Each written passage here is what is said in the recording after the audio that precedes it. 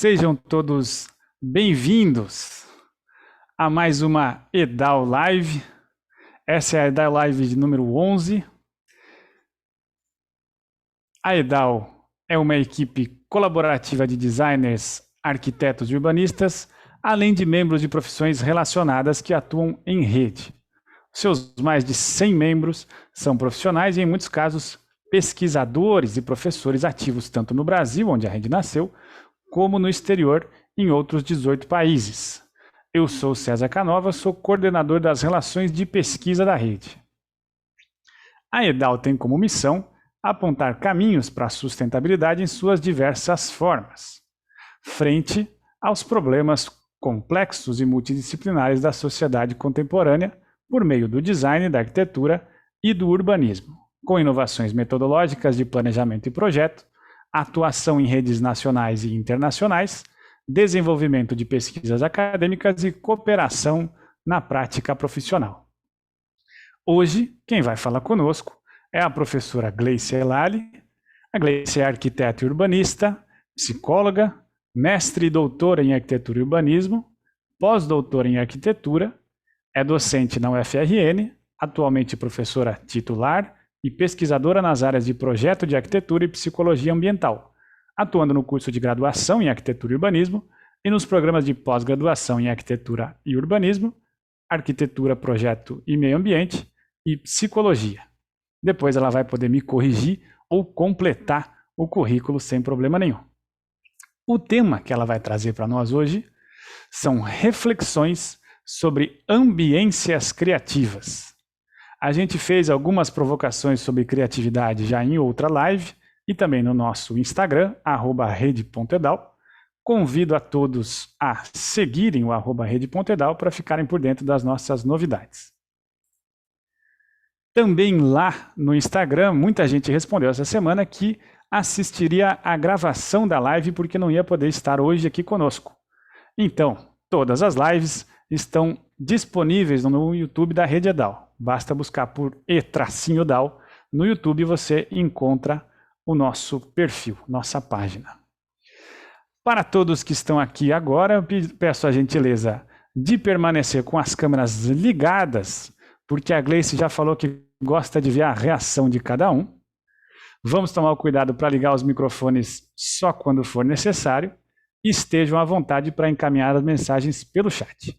Se você estiver assistindo à gravação, aproveito para pedir também o like no vídeo e deixar aqui um comentário, além de se inscrever no canal.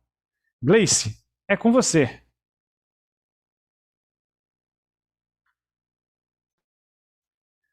Preciso só que você deixe o seu microfone te ouvir. Ainda está no mudo por aí.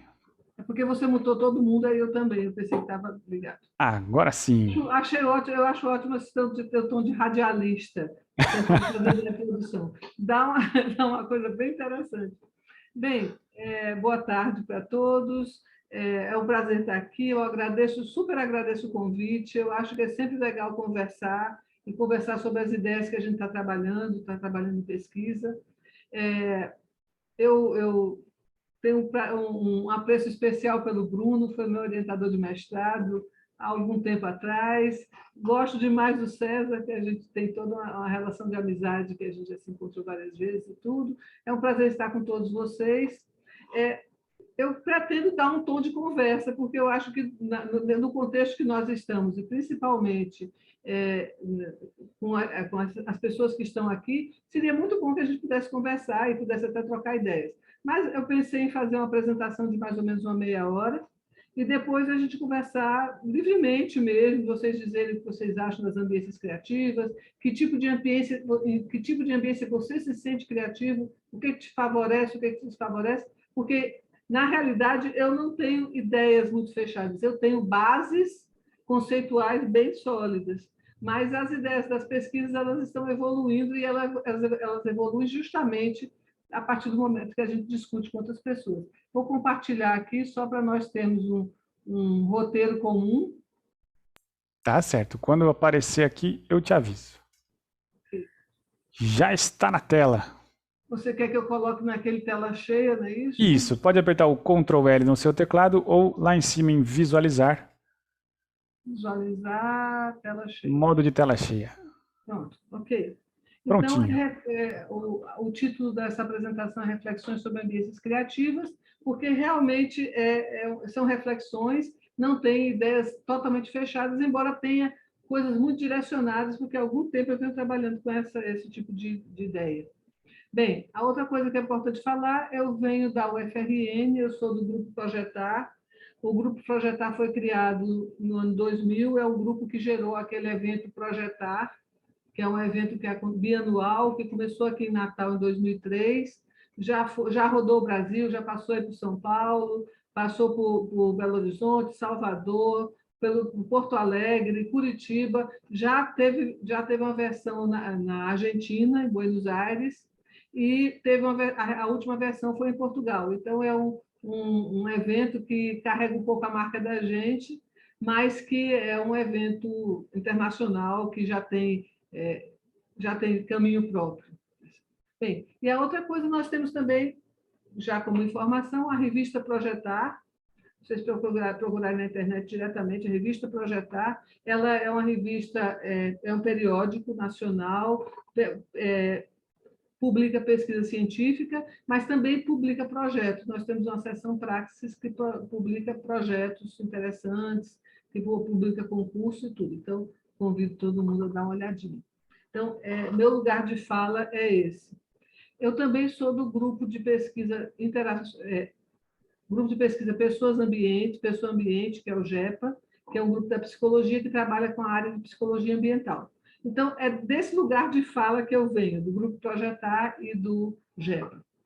E, assim, eu tentei fazer essa apresentação, vocês vão ver que ela tem muita letra e pouca imagem, porque eu acho que na discussão de ambientes criativos, a imaginação da gente acaba sendo muito melhor do que colocar as imagens.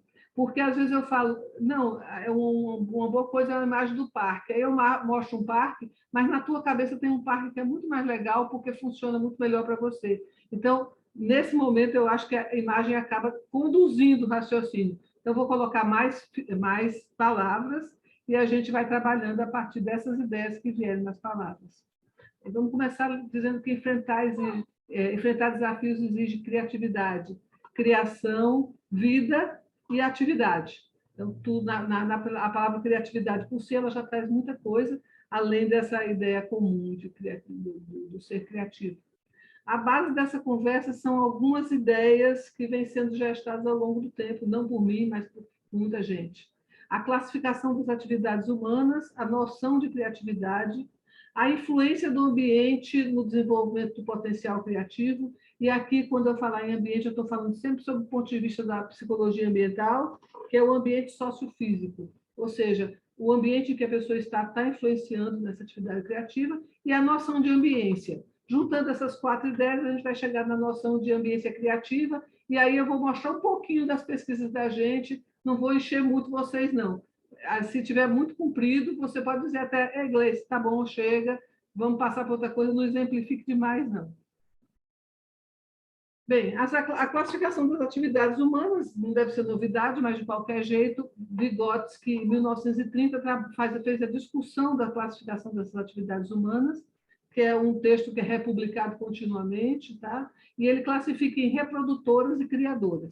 Reprodutoras são aquelas que são associadas à repetição de situações e de resultados habituais, ligadas à formulação de ideias convergentes e reforçam o conhecimento existente. É aquela atividade e aquela ideia que reforça o que já existe. Então, ela repete as existências, o que existe. E existem as atividades ditas criadoras, que é aquelas que se ligam ao exercício da imaginação, promovem a reconstrução e a modificação dos elementos da realidade e valorizam o desenvolvimento de ideias divergentes e o surgimento de novas soluções.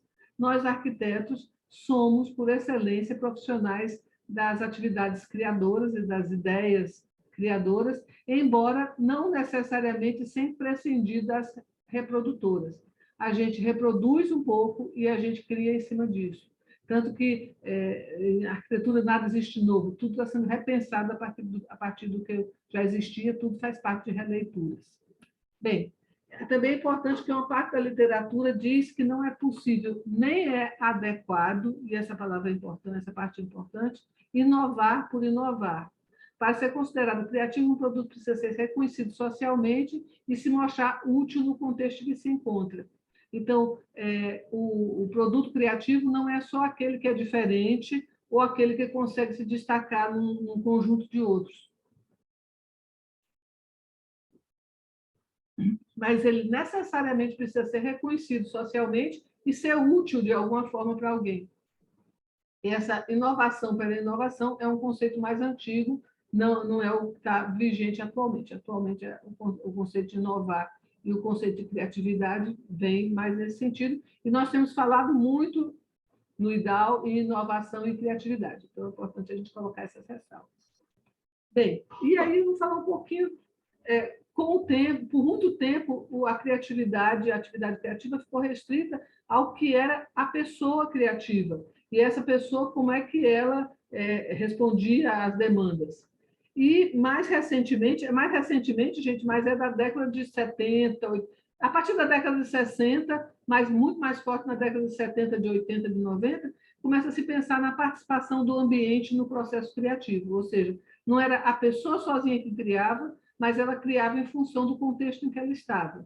Então, a literatura coloca que pessoa e ambiente sociofísico, interagem continuamente a fim de promover a solução de problemas cotidianos. Não é você sozinho com a sua cabeça privilegiada que chega àquela solução. É você e o modo como você se relaciona com esse contexto que vai te ajudando a produzir essa solução. Às vezes é um colega que não sabe de nada daquele assunto e te chega com uma ideia totalmente diferente e diz alguma coisa e você pesca dali, e você, a partir daquele contato com aquela pessoa que não estava relacionada com o problema que você estava resolvendo, você consegue traduzir e chegar numa solução legal. Isso é bem comum nos escritórios de arquitetura. Às vezes, uma pessoa que não tem nada a ver com aquilo fala alguma coisa e você consegue usar aquela ideia para resolver seu problema.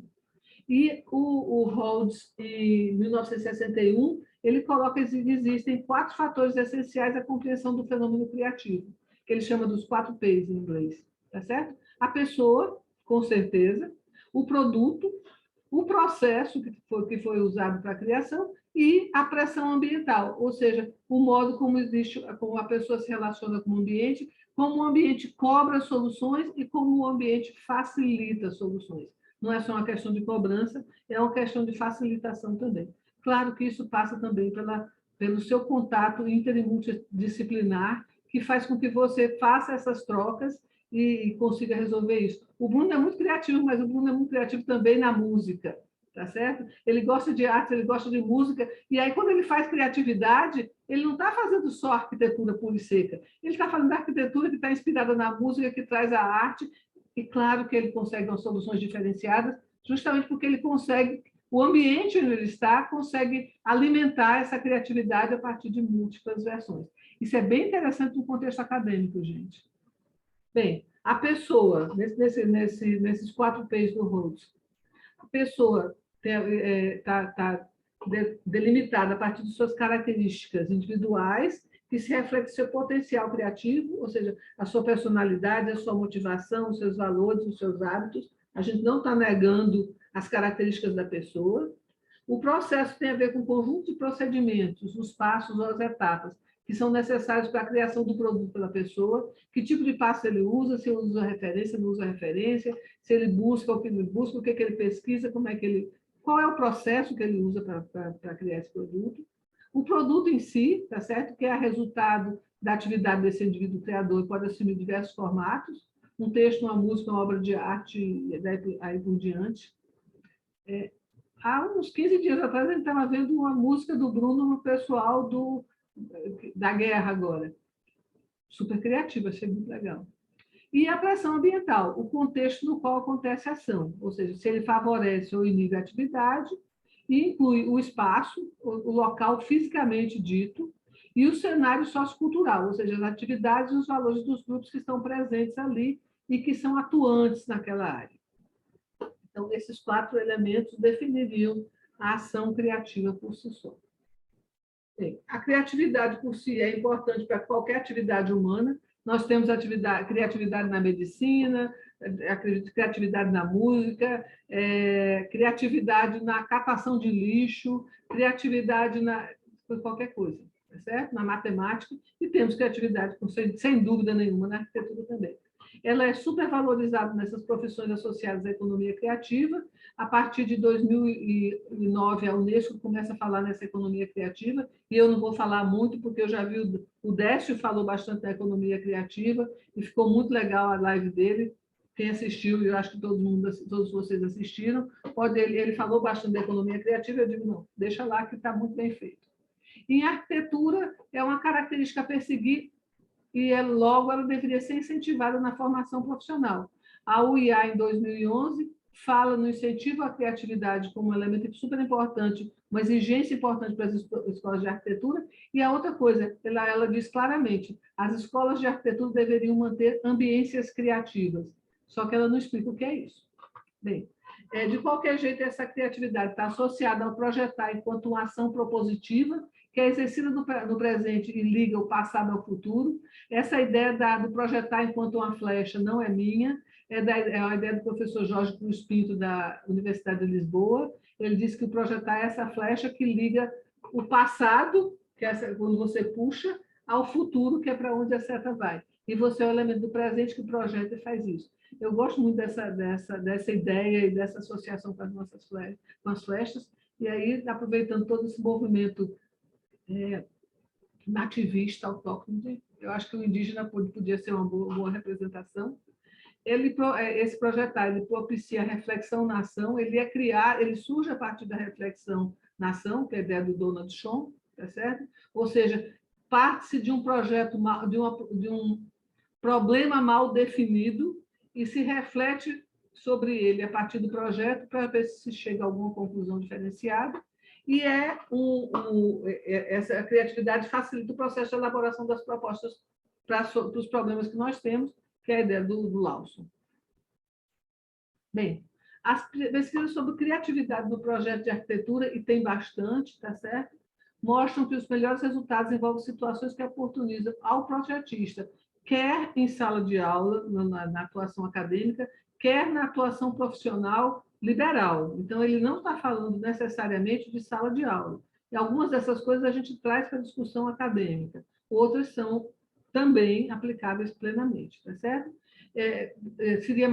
As situações que promoveriam isso teriam a ver com o desenvolvimento de postura crítica e reflexiva sobre o processo, a pessoa se tornar sensível às questões humanitárias e éticas e às qualidades sensoriais do ambiente, ou seja, o melhor projetista é, claro, que domina a técnica de projeto, de projetação, de representação, mas que está sensível a essas questões humanas e éticas e essas qualidades sensoriais do ambiente. O ambiente físico não é construir, não é só fazer parede, é criar espaço, é pensar som, é pensar tato, é pensar temperatura, texturas.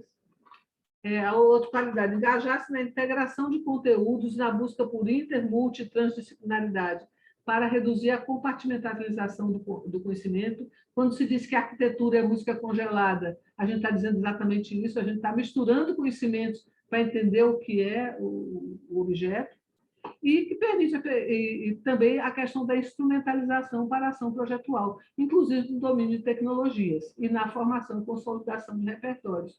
Então, essa instrumentalização para executar a atividade faz parte fortemente desse contexto da criatividade do projeto. Às vezes você até tem umas ideias super legais que sairiam a partir do desenho de uma paraboloide hiperbólica, mas se você não tem um programa que faz isso, você talvez não consiga representar tudo que você quer. Então, teria um domínio de tecnologia também envolvido nisso. E, finalmente, a ambiência criativa, para a gente chegar mais perto do que a gente está falando. A ambiência é um conceito do Thibault e do Algoiat, que são dois sociólogos que trabalham com arquitetura franceses. Esse é o conceito que eu estou trazendo da Cristiane Rose Duarte, da Érica Pinheiro, que é um conceito em português.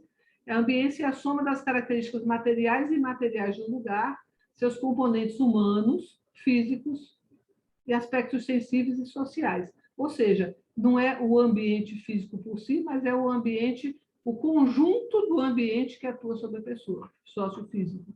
E eu acho que, no contexto das discussões do IDAO, a ambiência deveria ser um tema cada vez mais presente.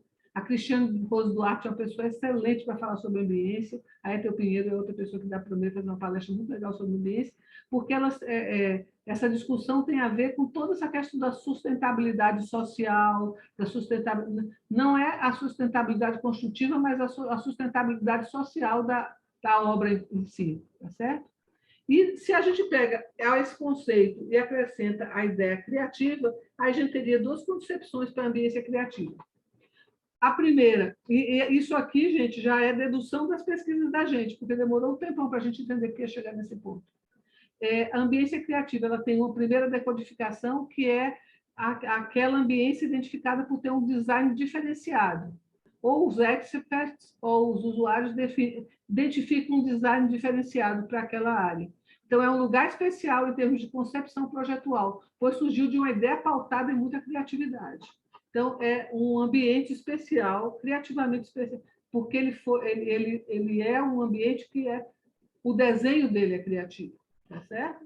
E a outro tipo é aquela ambiência que estimula o pensamento criativo. É uma outra ideia totalmente diferente. A ambiência pode não ser criativa, assim, o desenho pode não ser criativo, mas a ambiência que é gerada a partir dali, ele estimula o pensamento criativo das pessoas, tá certo? Independente desse desenho específico adotado. Então, são as duas ideias que têm sido perseguidas nas pesquisas e que as pessoas têm trazido como resposta. Se vocês tiverem outra, gente, por favor, depois no fim vocês levantam a mão, olhe, não é só aquelas duas, não tem mais outra. Vou anotar na mesma hora, vou assistir a live 3 vezes para poder ver qual foi a pergunta que você fez. Bem, antes da gente explicar aquelas duas ideias ali, vamos explicar mais um pouquinho da ambiência.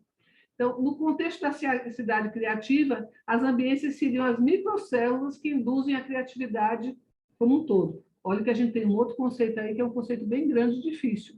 É o conceito de cidade criativa, que o Décio também falou. Se fala-se muito na cidade criativa, tá? Mas o que é que faz uma cidade ser criativa? Na nossa concepção, na concepção das pesquisas que nós temos feito, a cidade criativa surge a partir de um conjunto de ambiências criativas, quer de design, quer de estímulo à criatividade individual. Grande pergunta para os arquitetos, o que a gente faz para conseguir isso? Isso aí é outro passo que eu não dei. Bem, em analogia com os sistemas ambientais de Bronfenbrenner, tá certo? No seu cotidiano, as pessoas podem estar em contato com muitos sistemas socioambientais, em diversas escalas, desde a unidade habitacional do seu quarto, da sua casa, da sua família, até a cidade como um todo. Então, a cidade é o conjunto dessas células. Vamos só dar uma olhadinha aqui. Esse é o modelo ecológico de desenvolvimento do Bronfenbrenner. Ele não está falando em criatividade, ele está falando de desenvolvimento humano. Ele diz que cada pessoa é o centro do seu próprio núcleo, tá? Então, a pessoa, ela é cercada por um microsistema, que é o núcleo familiar e a moradia. Então, a casa e a família fazem esse microsistema. Ao redor desse microsistema existe um mesossistema, que é a comunidade imediata com a qual ela convive. Depois existe um exossistema. Aqui no mesossistema está a escola, está a lanchonete, o cinema, onde ela vai, tá certo? O shopping, o parque. Tá certo? O exossistema é um sistema que ela está dentro, mas ela pode não ter contato com ele. Por exemplo, o trabalho do pai com relação ao filho. O pai perdeu o trabalho, é um problema, porque o filho vai sentir as consequências. Mas não precisa ser tanto. O pai teve uma briga no trabalho, ou ele teve diminuiu o salário, alguma coisa. O pai vai chegar em casa chateado, etc, etc. E esse sistema aqui, que a pessoa não está nem vendo, a criança, no caso, vai influenciar sobre essa pessoazinha aqui, que nem foi lá, nem brigou com o chefe, não aconteceu nada, mas ela sofreu as consequências. E depois a gente tem um macrosistema, que é o sistema social, sociocultural, que envolve a cidade, a comunidade, país, a guerra em algumas situações, nossos problemas socioeconômicos e políticos, etc. Macrosistema envolvendo todo mundo. Nós estamos imersos, às vezes a gente não tem nenhuma ação sobre ele, exceto a época do voto, vamos pensar bem nisso, mas ele está envolvendo todo mundo. E perpassando tudo isso, tem uma outra coisa super legal, que é o cronossistema, ou seja, é o sistema temporal que envolve todos. Tanto existe o sistema temporal do tempo geológico e do tempo cronológico, quanto existe o tempo que está embutido em cada pessoa. Tem aquelas pessoinhas que vivem no passado, tem aquelas outras pessoinhas que vivem com a cabeça no futuro, elas não estão nem notando o que está acontecendo aqui. E tem outras pessoas que pensam diferente. Bem, o cronossistema está fazendo diferença nessa estrutura toda. E nós estamos dizendo que, do mesmo jeito que existem esses sistemas, que o Prof. Brenner chama de modelo ecológico de desenvolvimento, a gente está chamando de modelo ecológico de criatividade. Desde o microsistema, que é aquela situação criativa que envolve a pessoa em casa. Vamos pensar, a criança que é criada com uma família que gosta de ler, que gosta de escrever, que canta, que faz, que desenha, ela vai estar mais estimulada. Não é que a outra não possa ser criativa, mas essa tem bastante estímulo. Depois tem a escola, tá certo? A casa, os outros elementos que não atuam exatamente sobre ela, mas que ela está inserida, e a própria cidade. A cidade criativa é o conjunto desses muitos microsistemas dos quais as pessoas estariam envolvidas e que a gente está chamando de ambiência criativa em seus vários níveis. Uma função de coisa para a gente pensar. A partir disso, eu estou pondo vocês para pensar. Nossas pesquisas recentes têm envolvido estudantes, percepção da ambiência no contexto acadêmico, identificação de ambiências criativas no meio urbano, professores, percepção da ambiência criativa no contexto acadêmico. A gente tem 2 pesquisas que é o que eu vou mostrar para vocês como exemplo. Durante a pandemia, a gente tinha feito uma pesquisa. Em 1918, os primeiros resultados saíram estavam saindo em 19, 17, 18, os resultados saíram em 19, aí começou a pandemia, né? A gente pegou e repetiu a pesquisa, aplicou de novo o questionário e mudou todas as respostas. Então, eu vou trazer isso aqui para vocês verem, só para vocês terem um exemplo do que está acontecendo. Não é todas as nossas pesquisas, mas é um exemplo. E temos feito com profissionais também, identificação de ambiências criativas no meio urbano. Tanto ambientes que que eles acham que tem um desenho criativo, quanto ambientes que eles acham que estimulam a criatividade deles. Bem, então vamos lá. Voltamos para 4 slides atrás que falavam em 2 tipos de ambiências. Ambiências que adotam o design criativo e ambiências que estimulam a criatividade. Como respostas desses ambientes que adotam design criativo, apareceram os espaços públicos, praças, parques, locais de encontro e áreas livres que permitem o encontro e que tem um desenho que chama atenção dentro deles. E aparecem as edificações específicas, museus, Louvre, o Tate, Guggenheim, o Museu da Língua Portuguesa de São Paulo, que foi reinaugurado agora. Aparecem templos, vários, aquele do Peter Zumthor na Alemanha, todo comentado por quase todo mundo, aquele do irmão Klaus lá. A Notre Dame aparece, a Catedral de Brasília aparece. Okay? Aparecem séries de instituições internacionais de grande porte, tipo Google e Facebook. Eles têm design criativo nas sedes. Todo mundo. Eu não trouxe imagem justamente para vocês pensarem naquela que está na cabeça de vocês, tá? Aparecem algumas livrarias. Eu nem pensava que iriam aparecer livrarias como locais que adotam design criativo, mas a Ler Devagar, na LX Factory de Lisboa, é muito criativa. A cultura do Conjunto Nacional em São Paulo é considerada muito criativa. Gente, não apareceram só essas, não, tá? Eu estou trazendo as que mais chamaram a atenção. Tem muitas outras que apareceram. Eu atendi em Buenos Aires e lugares de cultura. Sarau de periferia. Praças onde acontece sarau de periferia, eles consideram criativos em termos de design. Feiras de arte, calçadões como a da Avenida Paulista, de Copacabana. A gente tem umas perguntas a partir disso. O Parque Güell, em Barcelona. Bem, quando a gente pergunta às pessoas para dizerem locais que têm desenho criativo, embora, e olha que eu estou trabalhando basicamente com estudantes de arquitetura, profissionais de arquitetura, professores de arquitetura. O que vem são esses exemplos, que, por mim, nem todos são tão criativos assim, mas é o que vem, a gente está mostrando pela pesquisa. Então, a gente ficou achando, quando a gente começou a fazer a pesquisa e começaram a sair essas coisas, que a questão não estava no desenho criativo desses locais, mas que estava em algum outro aspecto da ambiência criativa desses locais, tá? E aí vem a continuidade do tipo de pesquisa. Aparecem as ambiências que estimulam o pensamento criativo. E aí as associações são fortemente feitas com clima social, ou seja, locais que têm um clima social que favorece, a proporcionar flexibilidade física e social para esse conjunto, diversidade, aceitação, sensação de liberdade e de autonomia, características que não são da arquitetura, mas que permeiam a arquitetura. E aí, como é que a arquitetura pode entrar nesses ambientes e ajudar a proporcionar essas características que são do clima social, mas que estão transpassados pela arquitetura? É a grande pergunta, não tenho resposta, gente. Eu estou trazendo pergunta para vocês. Em âmbito ambiental, acadêmico e profissional, não só no acadêmico, tá? Os profissionais também falaram isso.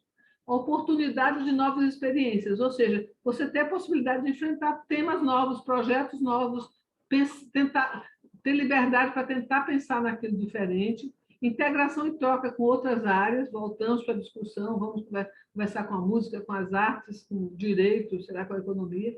Claro, compromisso com valores e demandas sociais e profissionais, ou seja, não ser uma coisa só de mão única, é uma coisa que tenha uma troca com as demandas sociais de profissão e que tenha condições técnicas e ambientais para a atividade pretendida. Um pouco parecido com aquilo que eu já falei, de ter condições de exercer a atividade. Bem, ambiências que estimulam o pensamento criativo, características associadas as características associadas aos locais indicados foram divididas em 11 ideias síntese pela pesquisa, tá certo? A ideia síntese, imaginação, palavras correlatas a estimular a imaginação, estimular o imaginário, criar pensamento, trazer criatividade. Não vou ler essas palavras, tá? A outra ideia síntese foi acolhimento, a pessoa se sentir acolhido, se sentir aceito, achar que tem confiança para poder dar a sua opinião e não ser uma opinião criticada. Não é ausência de crítica, mas é crítica positiva, busca pela crítica positiva. Estímulo e valorização e inspiração, diversidade, e aí a diversidade está cada vez mais em alta nessa coisa, a diversidade étnica, a diversidade social, a diversidade de gênero, todas as diversidades possíveis. A condição de liberdade, ou seja, atuar sem muito freio, a colaboração, ou seja, propiciar atividades de projeto, de projetação, de criação, que permita diálogo, conversa, troca, flexibilidade, ou seja, não ser uma coisa que seja dura e engessada, flexibilidade tanto espacial quanto flexibilidade de ideias, presença de arte, arte gera arte, parece. Então, a presença de arte estimula as pessoas a também agirem artisticamente. Exploração dos sentidos, em termos de som, cheiro, cor, visão, não seja uma coisa que seja asséptica demais. Tem a possibilidade de você usar os sentidos e explorar esses sentidos como elementos dessa integração.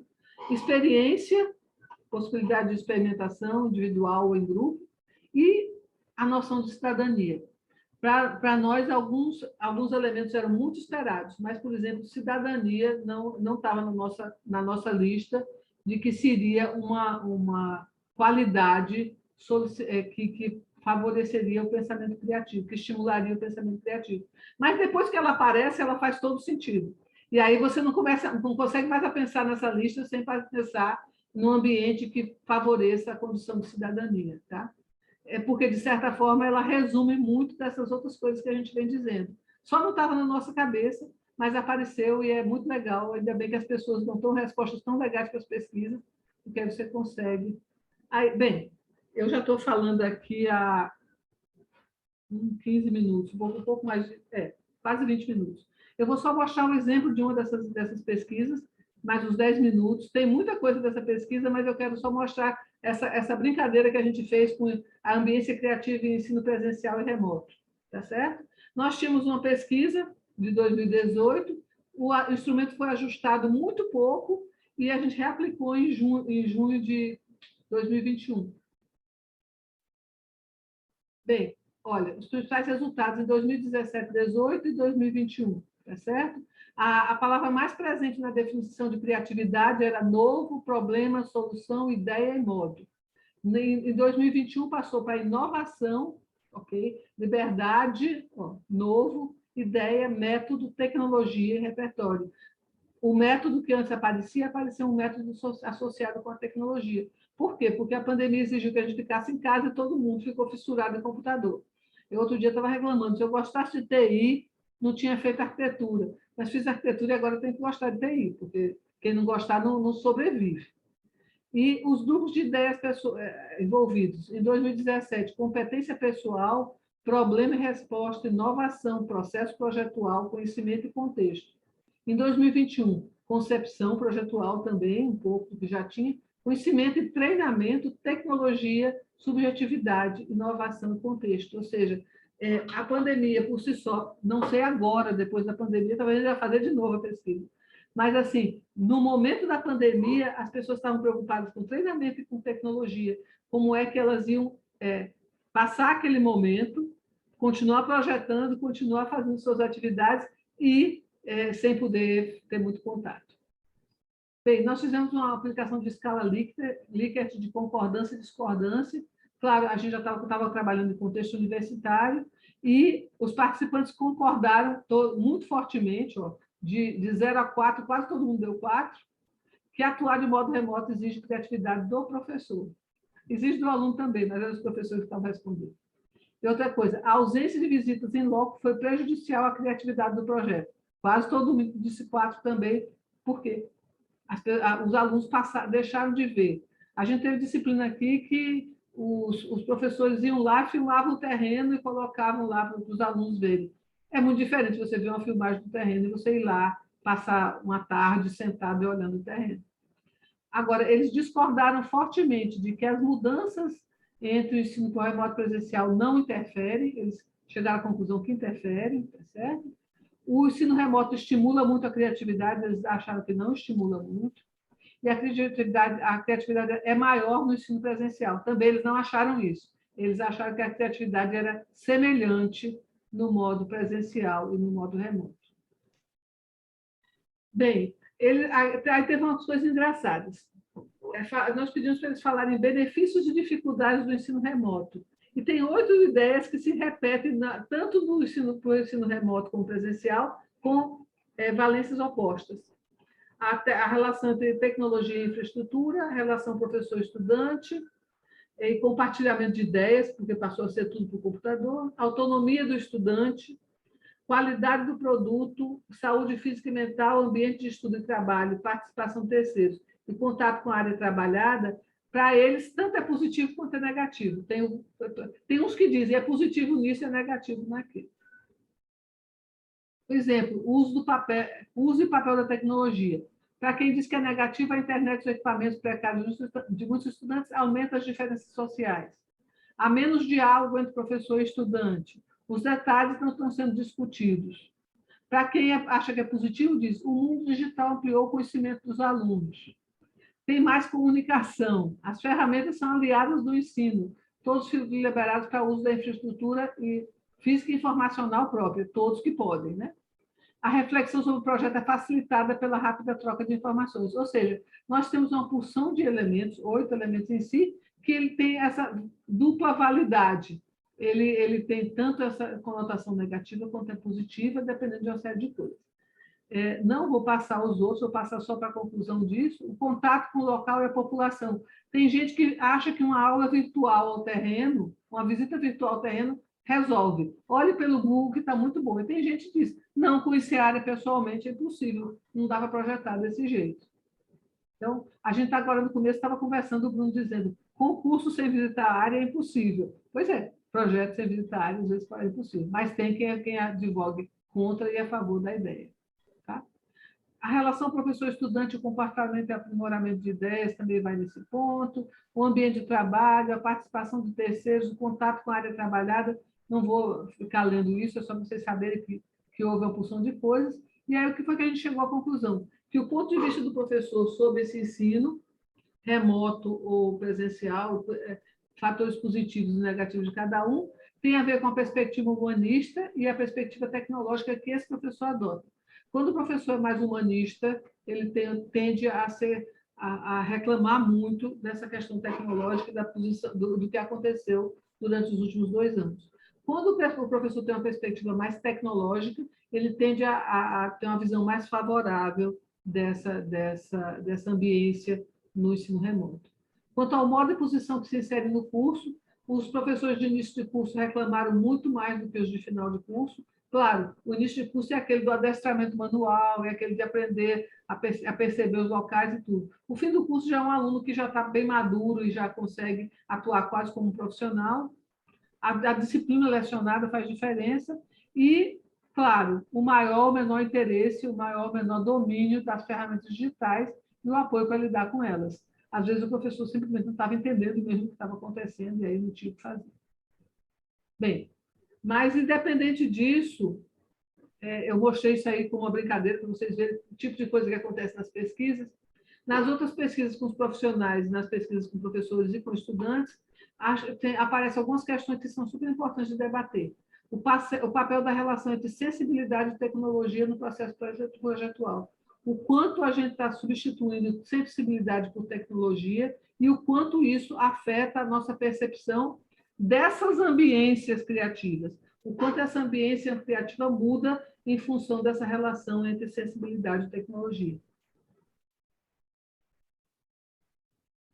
A outra questão é as disparidades entre as pessoas com maior e menor acesso aos recursos tecnológicos e o tipo de ambiência que eles estão relacionados com elas.